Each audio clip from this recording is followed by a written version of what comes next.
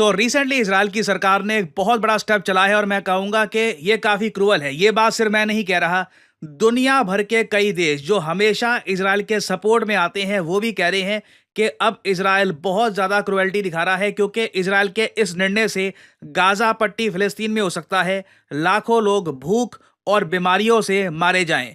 इधर आप देख पाओगे इसराइल ने UNRWA United Nations relief and works agency, जिस एजेंसी के द्वारा फिलिस्तीन में प्राइमरली गाजा पट्टी में खाना या फिर दवाइयां पहुंचाई जाती है, इसराइल ने इस एजेंसी को ऑल टुगेदर बैन कर दिया है। दुनिया के कई देश इंक्लूडिंग यूनाइटेड किंगडम ने यह कहा है कि हम बहुत ज्यादा कंसर्न है, ग्रेवली कंसर्न है कि इसराइल यहां पर क्या कर रहा है।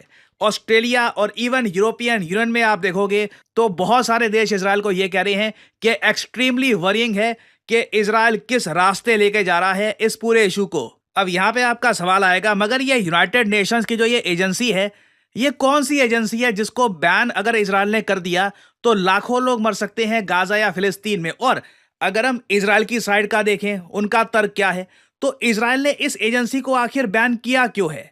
नाउ यूएनआरडब्ल्यूए ये बहुत ही पुरानी एजेंसी है, इसलिए मुझे भी काफी सरप्राइज है कि इसराइल ने इसको बैन क्यों कर दिया है।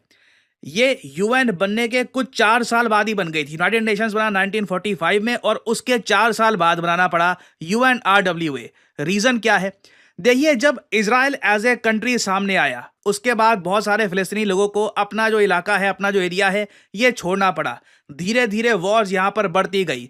जब इजराइल मान लीजिए लेबनान को अटैक करता है, गाजा को अटैक करता है, वेस्ट बैंक को, सीरिया को, जॉर्डन को तो अटैक नहीं किया, मगर आसपास के जो भी कंट्रीज में जहां भी इजराइल अग्रेशन करता है, उसके बाद आम लोगों को भागना पड़ता है। वहां पर यूएनआरडब्ल्यूए उनको दवाइयां, उनको खाना वगैरह ये सब प्रोवाइड करता है। इंटरेस्टिंगली इंडिया भी डोनेट कर चुका है काफी बार यूएनआरडब्ल्यूए को। इधर आप देख पाओगे भारत ने यह वादा किया है यूएनआरडब्ल्यूए को कि करंट फाइनेंशियल ईयर में $5 मिलियन ये भारत सरकार देगी यूएनआरडब्ल्यूए को। इसमें कई दवाइयां, वेरियस और चीजें इंक्लूडेड होती हैं। और यहाँ पे आप देख पाओगे इसका जो फर्स्ट पार्ट है $2.5 मिलियन का, ये इंडिया रिलीज कर चुका है। और ना सिर्फ इंडिया, इंटरेस्टिंगली मैं आपको दिखाऊं तो सबसे ज्यादा पैसा यूएनआरडब्ल्यूए को मिलता है यूनाइटेड स्टेट्स ऑफ अमेरिका से। इवन देखा कि अब इजराइल ने अनरवा एजेंसी को बैन कर दिया है, जो कि यूनाइटेड नेशन के बनने के 4 साल बाद ही बन गई थी। और ये बहुत अच्छा काम करती है। जहाँ भी कहीं युद्ध होता है और वहाँ पे जो नागरिकों को खाना नहीं मिल पाता है तो वहाँ ये सब ऐड पहुँचाती है। मेरा मानना ये है कि इजराइल ने अब ये बैन बहुत ही बेकार स्टेप लिया है। अपने लिहाज से सही लिया होगा, लेकिन दुनिया के बतौर लिहाज से दुनिया की आंखों का चश्मा हटाकर जो दुनिया जिस नज़र से देखती है उस हिसाब से ख़राब लिया है।